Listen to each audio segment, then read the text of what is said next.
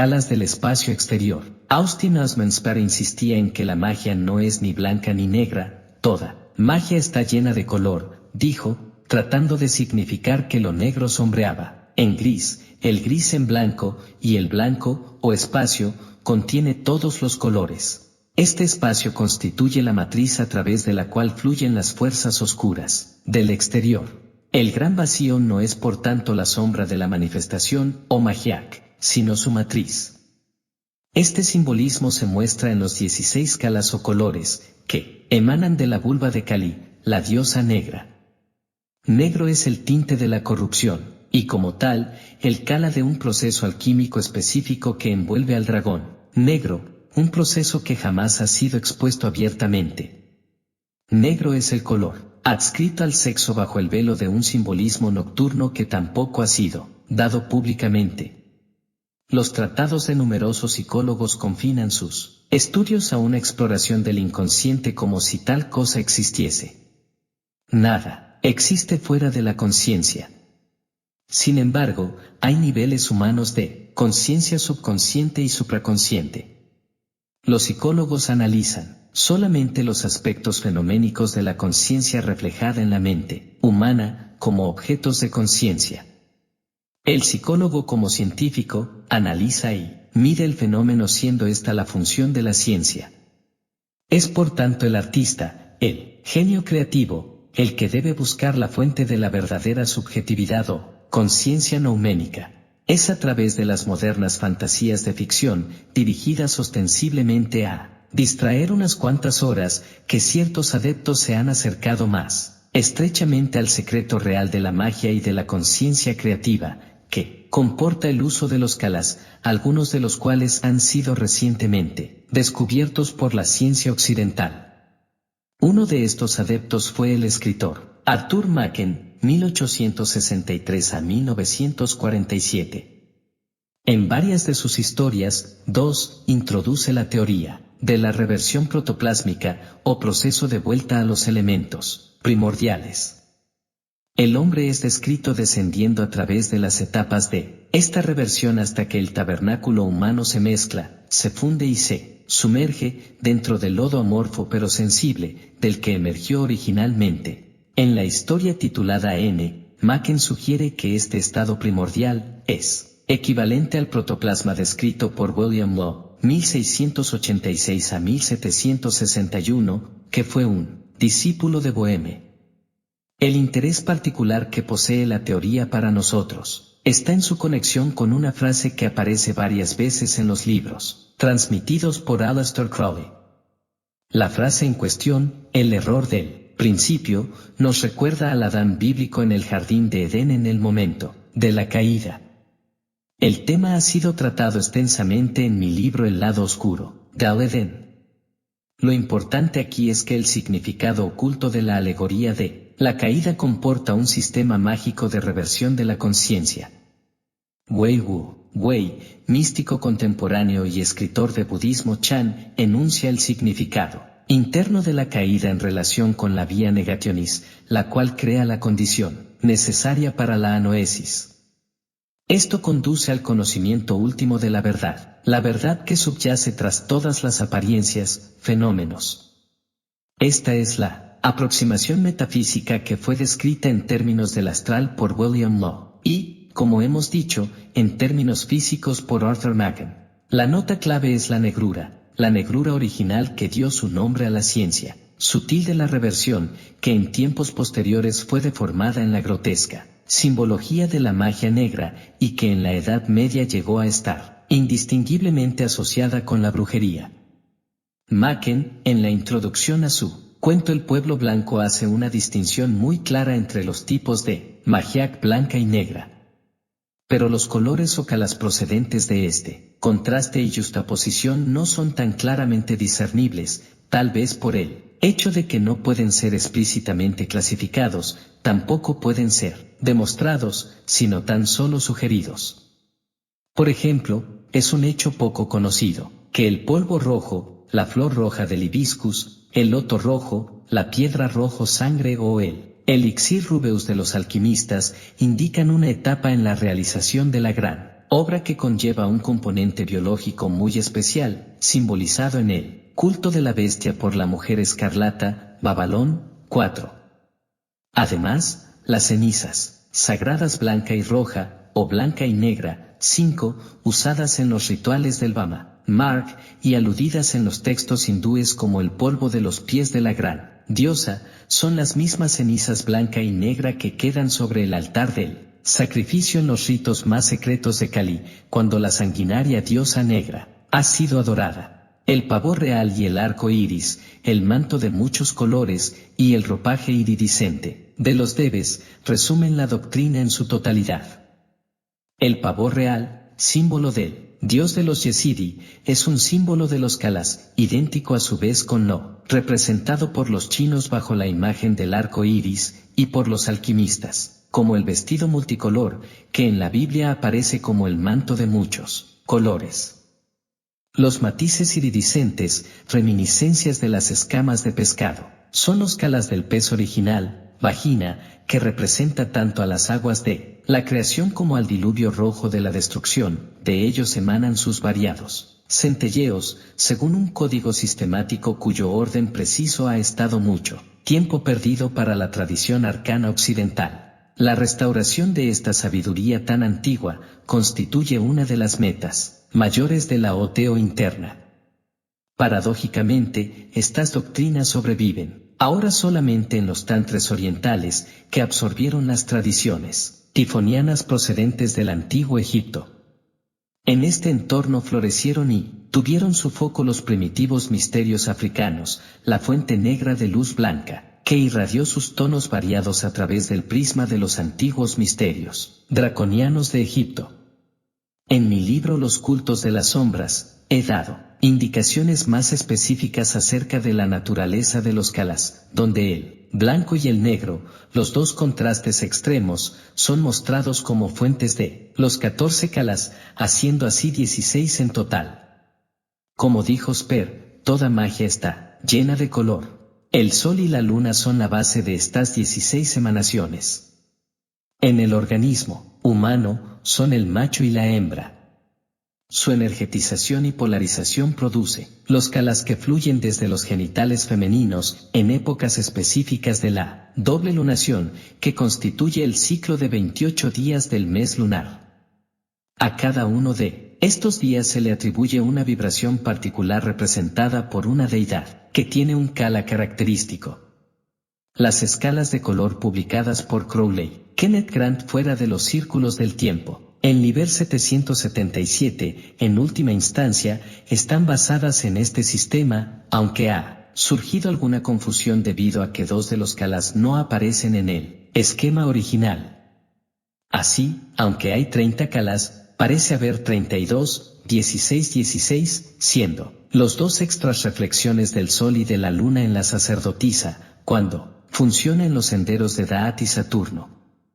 Los misterios de estos senderos, o emanaciones, resumen los secretos últimos de los Kalas que existen en la tradición cabalística occidental, llegados aquí vía Egipto, desde la primitiva gnosis africana.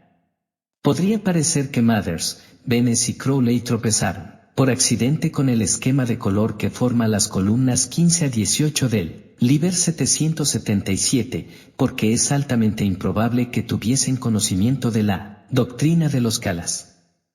Crowley por supuesto no, ya que hasta el último año de su vida no tuvo en sus manos cierto manuscrito raro y secreto. 7. Aspectos relevantes de los Shividya, ciencia de los Kalas, han sido explicados en mi trilogía tifoniana, mientras en mi lado oscuro del Edén, la síntesis posterior ha sido expresada en una forma adecuada a las necesidades de los ocultistas prácticos que usan la corriente ofidiana. La correlación de los Kalas, las células de sueño del subconsciente y los túneles de Set ha sido explicada en el lado oscuro del Edén.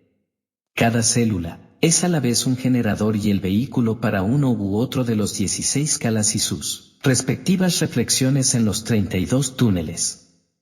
Cada célula tiene en su umbral un guardián del sueño que responde a las vibraciones de su nombre culipótico, color y nota musical. El grimorio de nombres y sigilos publicado en el lado oscuro del Edén es la clave al sistema del control de sueño referido en la trilogía tiponiana. El término control de sueño denota el control y la transformación del estado de despertar vía la mente soñante, subconsciente. Varios sistemas mágicos de control, tales como el de Austin Osman Spare, entrañan el uso de sigilos y símbolos sensibles que actúan sobre los estratos subconscientes, donde no existen límites precisos. Sin embargo, Crowley, en su Liber Sexti 9, incluye un mapa preciso de los túneles de Set, basado en la división de los Ads de Sekhet Aaru del Antiguo Egipto, que han sido comparados por Bach y otros con los campos elíseos. La traducción literal de Sekhet Aaru conlleva sin embargo otro significado más esencial.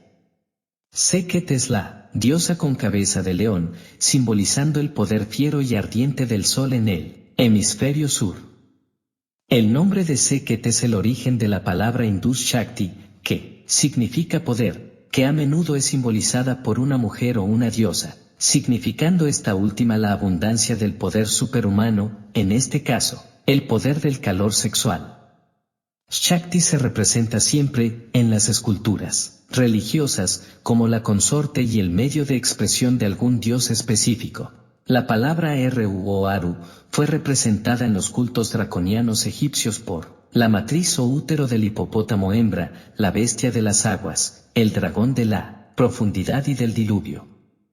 El Aru o Seru fue la puerta de acceso del poder, cuyo tarot es la rueda, Youni o loto de la ley. Los campos, Sekhet Aaru, son los lugares de las flores, y las aguas de esta flor, o fluide, especial, el loto, fueron identificadas en todos los cultos antiguos con el fluido o florecimiento sexual, cuya manifestación son los kalas emitidos por la vagina. Las divisiones de Sekhet Aaru forman así las células secretas o campos de energía del organismo femenino. Los colores cambiantes del Nilo, azul, verde, blanco, rojo, negro, amarillo, etc., fueron asociados al simbolismo de la diosa como el río de vida que creaba, literalmente la tierra, representada por Egipto. El famoso fango nilótico, fuente de la tierra roja, fue representado posteriormente en la Biblia por Adán. Este es el esquema básico que subyace en la doctrina mágica de los kalas, tal como se representa en los tantres de Oriente, Bama-Marg, y del Occidente, Tarot, árbol de la vida, etc. Estos sistemas han sido explicados en todo detalle en los cultos de las sombras y el lado oscuro del Edén, respectivamente. Lo que aquí se intenta es mostrar la correlación entre las deidades oscuras de Da'at y las fórmulas sexomágicas usadas en la evocación de espíritus guardianes, enanos del sueño, habitantes de las células tónicas bajo las colinas de Hazer en Sekhet Aaru y los túneles de Set en Emente. Para activar una célula en particular, el mago necesita proyectar su conciencia astral y penetrar e impregnar la célula con su sustancia sutil. Para conseguir esto, asume la forma del guardián cuyo sigilo es inscrito en los colores adecuados y cuyo nombre vibra astralmente al oído de la mujer que le sirve, como puerta de poder. La vibración debe persistir hasta que la forma astral de la mujer asuma la del guardián. En otras palabras, el mago penetrando dentro de la mujer por un sistema de visualización intensa y supersensitiva, entra por la puerta del poder, Sekhet Aaru, y ocupa la célula de subconsciencia, representada por el sigilo.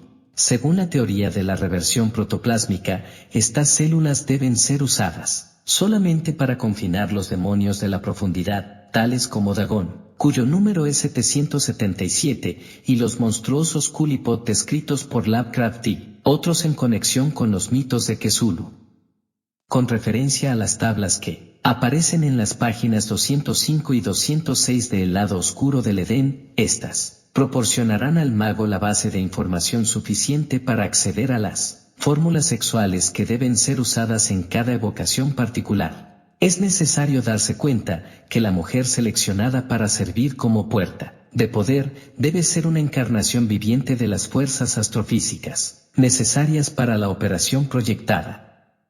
Así, para las evocaciones de los profundos, ella debe incorporar las energías o Shakti simbolizadas por uno o más de los 3 signos acueos del zodiaco, mientras en el caso de erección de una pirámide de fuego debe incorporar las Shaktis de los 3 signos ígneos, 14. Las Shaktis ígneas dan acceso a la tierra y a las células tónicas bajo las colinas de Hazer. Las Shaktis aéreas dan acceso a los espacios más profundos de la noche, representados por Nut y el pulpo demoníaco de cuyos tentáculos cuelgan las huevas estelares de Cthulhu, el rango que corresponde al hechicero capaz de asumir con impunidad estas formas culipóticas es virtualmente ilimitado. El libro de Xian y su comentario apuntan hacia formas de dioses increíblemente antiguas, cuyas oscuras supervivencias descorren ocasionalmente el velo de la materia y se revelan, durante un momento fugaz como un abismo inmensurable, en el que las blasfemias antinaturales e innombrables son mezcladas y alimentadas dentro de los límites más extremos del espacio interior. Aún así, nada, literalmente, nada en el universo o más allá de él puede ser innatural. Como Blavatsky ha observado, la totalidad del ocultismo está basada en la suposición de que no hay nada sobrenatural, resultando igualmente verdadero el decir que no hay nada esencialmente innatural. En el universo B, sin embargo, como ha mostrado Michael Borchos, todas las leyes naturales parecen haberse abolido, y el mago es a veces capaz de cruzar el abismo y encontrarse a sí mismo, súbitamente en el otro lado del árbol de la vida. Entonces, vislumbres del oscuro espacio exterior se desarrollan hacia adentro, engendrando el vértigo inefable que Austin Osman Spare experimentó en aquellos momentos de los que afirmaba que eran los más creativos. Una fórmula similar parece ser operativa en el caso de la teoría de Machen sobre reversión protoplásmica, aunque la precedente es de aire, espacio, y la posterior de tierra, materia. Esta fórmula puede ser vista operando en las creaciones de Salvador Dalí, cuya visión a veces abarca el movimiento hacia atrás del tiempo, típico de esas dimensiones que sugieren sus pinturas. Su forma de ilusión sistematizada, basada en la actividad crítico-paranoide de la mente delirante, es en cierto modo un desarrollo de la fórmula de Spare de obsesión mágica para la estimulación de los atavismos resurgents. La alquimia, obsesión, delirio, reversión y brujerías de sexo forman el fundamento del ocultismo creativo, y estos elementos fueron tejidos por Rimbaud en su célebre fórmula. Baudelaire, antes que él, había preparado el camino con una teoría de sinestesia que envolvía todos los elementos esenciales para una última materialización del pasado, con la excepción del elemento de nostalgia como fuerza dinámica. Fue Marcel Proust quien encarnó este elemento en prosa, mientras Austin Osman Spare lo desarrolló en las artes visuales. Todos estos elementos fueron combinados en Crowley para producir la más intensa representación que se haya intentado hasta hoy, por un iniciado occidental. 2 distinguidos adeptos prepararon el camino para los logros de Crowley, el mago francés Eliphas Levi y la ocultista rusa Helena Blavatsky. Crowley ha dejado un registro de estos temas en sus confesiones, 17, a las cuales puede dirigirse el lector. He puesto un gran énfasis en el hecho de que el año de su nacimiento, 1875, coincidió con el nacimiento de la Sociedad Teosófica, fundada por Blavatsky, y con la muerte de Eliphas Levi, del cual afirmaba Crowley ser una reencarnación. Son Blavatsky y la Sociedad Teosófica quienes hicieron sobrevivir el libro de Xian y su comentario bajo la forma de la doctrina secreta, que es indudablemente la contribución más valiosa a la literatura oculta que apareció en el occidente antes de los escritos de Crowley. Eliphas Levi, que Lovecraft ha descrito como un alma críptica que se arrastró por una grieta hacia el interior de una puerta prohibida y vislumbró las visiones espantosas de más allá del vacío, fue uno de los pocos iniciados que mostró los elementos esenciales del ocultismo creativo, a diferencia de las fórmulas moribundas de los grimorios medievales. Crowley fue la flor, no solo de la Golden Dawn, como lo fue Krishnamurti de la Sociedad Teosófica, sino de la totalidad del ocultismo occidental y su literatura. El espíritu vital de esta literatura no se basa en los textos mágicos ortodoxos, sino también en los productos de los artistas creativos llamados decadentes, comenzando por Baudelaire y culminando, vía el surrealismo, en la magia creativa de Crowley, Spare, Gurdjieff y las escuelas del nuevo aeón de visionarios fantásticos representados hoy en día por artistas tales como Dalí, Ernst, Brauner, Tanguy y otros.